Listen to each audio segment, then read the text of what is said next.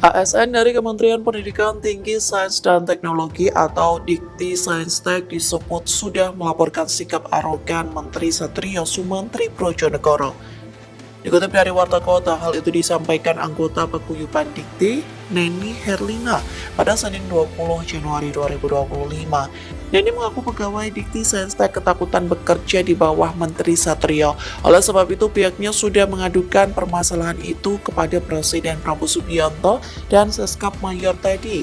Laporan itu disampaikan salah satu mantan pimpinan di Dikti Saintek. Pihaknya melaporkan sikap arogan Menteri Satrio yang disebut bersikap kasar hingga menampar hanya karena kesalahan-kesalahan kecil.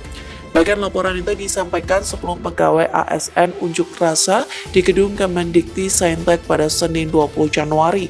Sementara Download Tribun X sekarang, menghadirkan lokal menjadi Indonesia.